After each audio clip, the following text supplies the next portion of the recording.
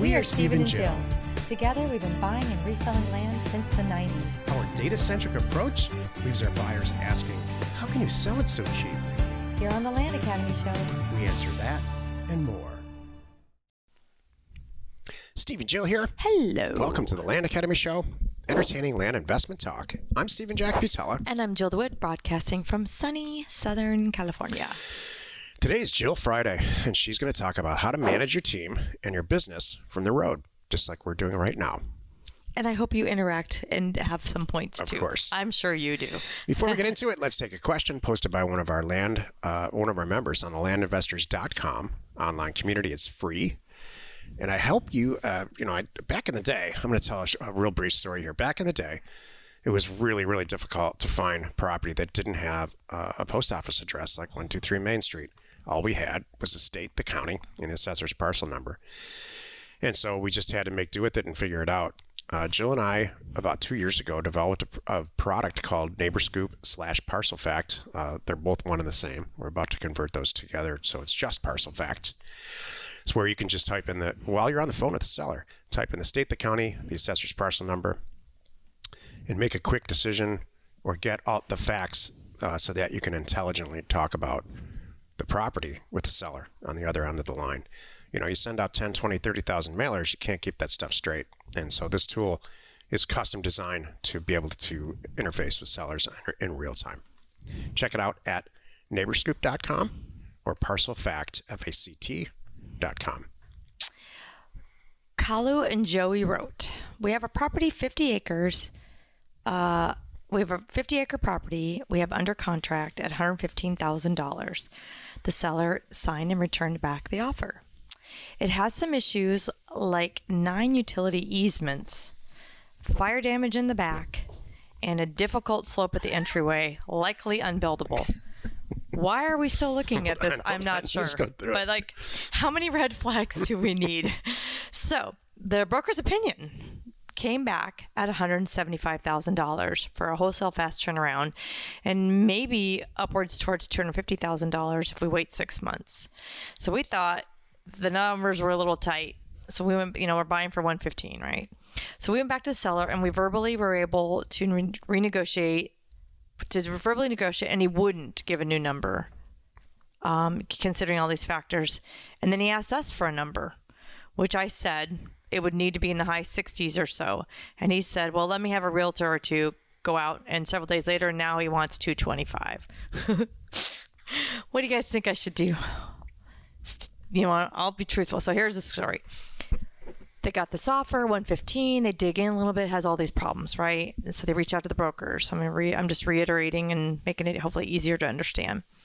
So on the low side, sell for $175,000. On the high side for $250,000 if you hang in there for a bit.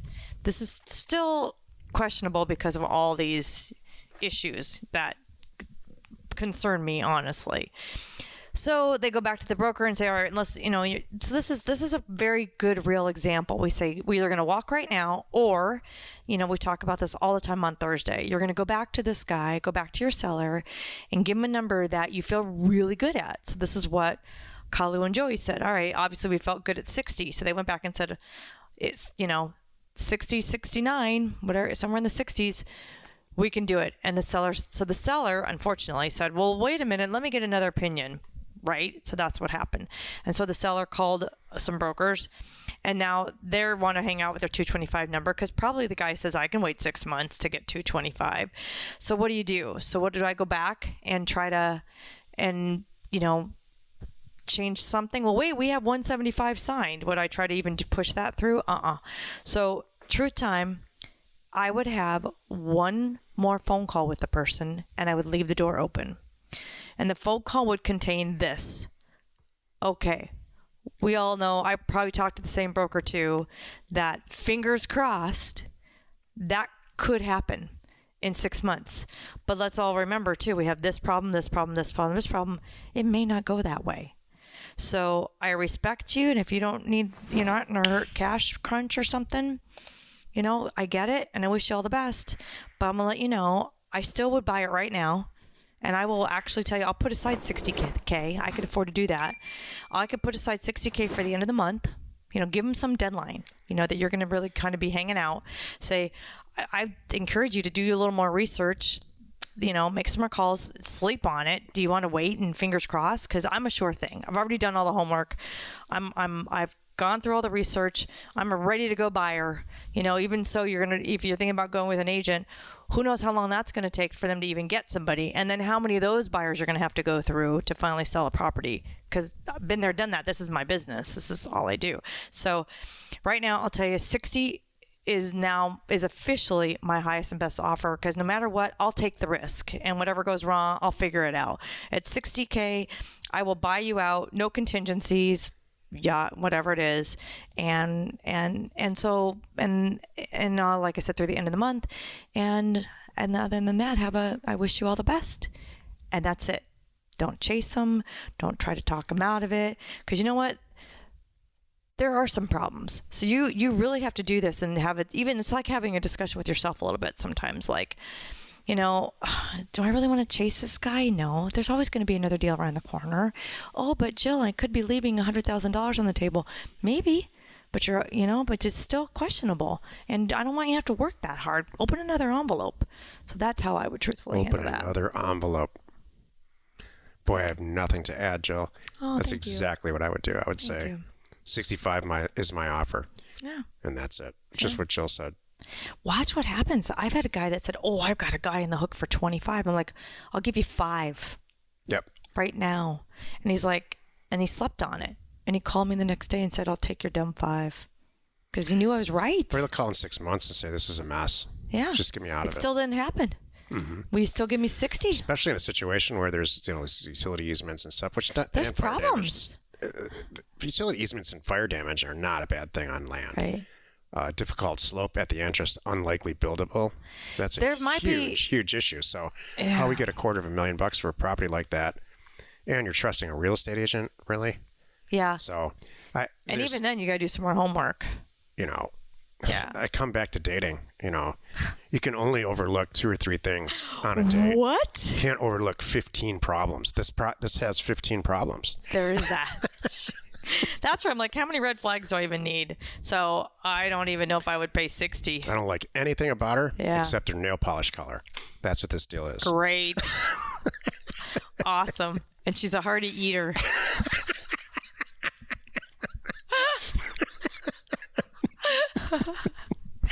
I'm sorry. If I was a guy, I could not date a woman that sat there and picked at a salad. I watched it happening the other night. Watched it happening out the window last night as we were sitting having dinner. There was a girl that had a salad, and then I watched French fries get delivered. And that was her dinner. I'm like, and she's picking at her salad and just eating French fries. I'm like, that's not a fun date. You must have been having a great time with your date yesterday if you're watching someone else outside and what they're eating. Well, conversation wasn't moving along as fast as it could. I had some downtime. Kind of like now. So let's get to the show. Today's still Friday. Obviously, it's still Friday. She's going to talk about how to manage your team and your business from the road. And your partner. This is the meat of the show. And your date. Okay. So this I want to talk about this because this is a real thing, right? Look at all of us running our own businesses, and we're not always in the same location. So maybe we are. Maybe you have a team in an office like we do. We have both. We have a team in office and we have remote employees. How the heck do you do that? And then what if you have a team in the office? Like all you have is a team in the office, or maybe they're in your office. That happens a lot of times. And then you're leaving, and you're leaving them alone. Like, how do I make sure anything's going to get done and nobody's just kind of goofing off and nothing's getting done? Jill, what do I do? So that's what this is about today. Managing your team and or your business from the road. So it's really about both. So the first thing is, before you leave, make sure you and your team have all the tools you need. If you could see what I'm sitting here staring at right now, you would say, oh, I clearly see there's a lot of thought that went into that. And that's you. That's a compliment to you. Steven makes sure that we have extra monitors. We have our laptops. We have extra monitors. We have all of our, we have different audio equipment, but we have special audio equipment. We have not just my laptop keyboard. I have a real keyboard like I use at home. Everything like I use at home. And I have a place to work. That's even thought out too. Before we leave the road, he's got a place to work. I have a place to work. We can't be crammed in a little, hotel room for a month. That would never work. And then try to get our business done. That's not possible. So that's, for making sure I'm set up for my business. But I also and also Wi-Fi. Let me don't forget that one. That's the last one, is make sure where you're going has internet, Wi-Fi, everything you need, because you're running your business from the road. Now let's think about your team. You got to make sure they have the tools that they need. Do they have all the equipment and they have a good setup? Like sometimes we have employees like they'll work in the office and then they go home. I give them extra monitors to take home with them. So they have their monitors at home, they have their headsets at home, they have keyboards at home, they have extra stuff. So I always make sure they can do their job efficiently from wherever they are. Number 2, more check-ins. This is really for the team. We have gone from weekly and bi-weekly check-ins to pretty much daily, where they really are. There's daily check-ins while we're on the road. A lot of it is we threw a double whammy in there where we hired a new employee at the same time too, and it's a really important employee that does a lot of front-facing customer work. So they need some extra love. So we have daily check-ins, and then in addition to our daily check-ins with our team, we encourage them to even have more interaction amongst themselves. What if I'm out of pocket? Use each other, lean on each other. That's where you're here. Number 3 ties into this too. There probably are no real major fires that can't be solved while you're out of pocket. So you need to relax and you have to trust them. And that's why you hired them. If you cannot trust them, they should not be in that position. They shouldn't be in that seat. They should not be getting a paycheck. That's the truth. And then my number 4 point here is send them love. Send them some love while you're away. I do it by buying lunch every Friday. They know where we're gone. And they get to pick. They take turns picking what they're having. And I'm like, and they don't go crazy with the bill. It's not like Caviar Friday. That would be funny. That would be wasting our group. Yeah, no one would pick Caviar Friday. They would take Tequila Tuesday. They might do Tequila Tuesday. Yeah, but they don't do caviar. But they take turns picking. Might be pizza. Might be awesome, great sandwiches. And I didn't know you did that.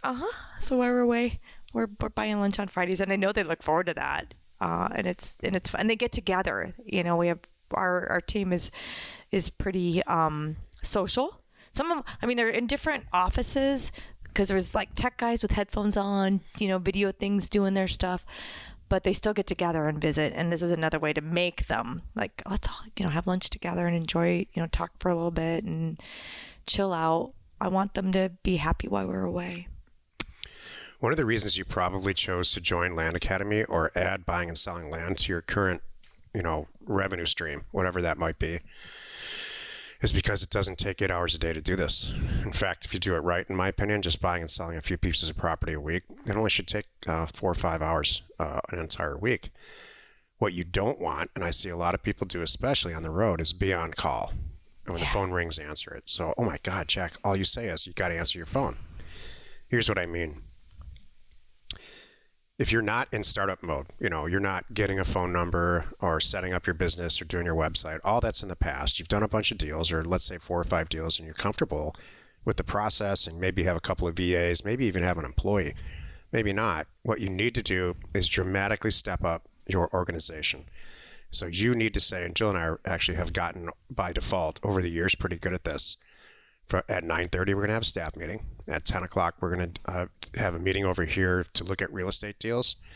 And at 10:30, we're going to do this, this, and this. We're going to make calls back to potential sellers, or Joe will just have some type of scheduled discussion with her transaction coordinator about where we are in the deals that we're on the sell side or the buy side or whatever. So if you really step up your organization and practice it when you're not on the road and just really establish a routine, you're going to end up working a couple hours in the morning every day, and that's it. It could even call us. The real variable is calling sellers back, because that's really only you can do that. Right. And so you can call them back and say, I'm sorry, I don't have time to talk now, but I'm if you're free on Thursday between 2 and 3 p.m., or whatever. But just that level of organization, if you step it up a couple notches, it will solve a lot of hours work. I would even go a step further, and I love your point. What we've done is train our staff that, okay, great, thank you. We take all the calls, right? Whether it's Pat Live or your internal staff, you can have it set up where I always return calls between 2 and 4 on Tuesdays and Thursdays. And that's all you've got to do. So you tell seller, hey, this is great. Okay, Mr. Smith, or if you don't even go that formal. We aren't that formal. Jill does her calls on Tuesdays and Thursdays. Are you around this Thursday? And what's the best number for her to reach you? There you go. Excellent. And then it's setting up the precedents. I can handle that. And I can, take and if there's really something special and they can't do it, that's something special out of the box. And they've arranged a time for me. They'll know, hey, I know you're going to be around on Sunday. You said you're not going to do anything. So can you call this guy at noon? He said he'll be around and he'll be by the phone. I'm like, oh, absolutely. This is a good deal too. So I will take the time. Even if I have to step out of the movie or the restaurant or fill in the blank, I can take the time to do that. Step out and have a 15-minute phone call. Big deal. Because it's important. This is my business. You really can do this from anywhere. Mm-hmm. This trip, Jill and I we're in a VRBO. We're usually in a RV. And so what we end up doing is making sure that we have some type of, for Land Academy, we're somewhere where there's a very strong Wi-Fi connection on Thursday. There's the other 6 days of the week are travel days, or we're out in the middle of wherever, and that's it. Right. And then we make sure that whatever Jill schedules to do callbacks on, that we've got cell reception. Mm-hmm. It's just a next one other step of planning. Yep. That's all it is. Exactly. And you can do it. We're all entrepreneurs here too. We're planners. I know people, and we all know people that are, when they take a vacation, they turn everything off, all of it. I can't do that. They turn everything off. They take half their clothes off. They really just, Meaning they put a bikini on is what he's saying. Or not like they're rocking around. It's not gender specific, but just for whatever reason. Yeah. I don't know. I don't go to a resort and sip a cocktail and sit at a pool and unplug everything for a week straight. Hold on a moment, do it sir. for a couple hours. Hold on a minute, sir. I kind of like that, but not for a week straight too. I can handle it for an afternoon or and Friday. This and that. You Let's plan just say it. Friday, yeah. Yeah, Mondays and Fridays. Come on. We're on the same page. Happy you could join us today. 5 days a week, you can find us here on the Land Academy Show. Join us next week for another interesting episode. You are not alone in your real estate ambition. People vacation very differently. Take half their clothes off. I've honestly gone on vacation in the past where it's like, here's the thing about, I'm going to be personal here for a minute. Uh-oh. Why would you go on vacation to shop? Why would you go on vacation to have a culinary adventure? I don't want to shop. I don't want to go have nice dinners. I do both those once things. in a while. I'm not necessarily a big fan of going to museums, although we went to a museum yesterday, which was awesome. Yeah, I like that too. You're describing my perfect vacation. So, you know what I want to do when I go on vacation? You want to go hunt and fish. Yeah. I know. Is to do stuff like go on a snowmobile vacation, go skiing. Oh, I don't do that Go too. do some stuff. I do that. I would even go, I haven't done this, but our kids have, like on a Habitat for Humanity vacation where you're just building houses all for a week or 2 weeks. Yeah, so. I don't want to do that. I don't want to hunt. In a new city, I don't want to fish, and I don't want to build a house. Shopping in a new city and going to a show in a new city is the last thing I want to do. See, that's okay. Yin and yang. Yep. We got it. Thank you for tuning in. By the way, by the time this airs, the emails may be out. I'm doing a special thing right now. If it's not out, it's coming out soon, let me tell you, because I'm behind. But I'm doing a special thing to pre-release access to sign up for Career Path number 5 coming this fall. So if you are a Land Academy member, check your email.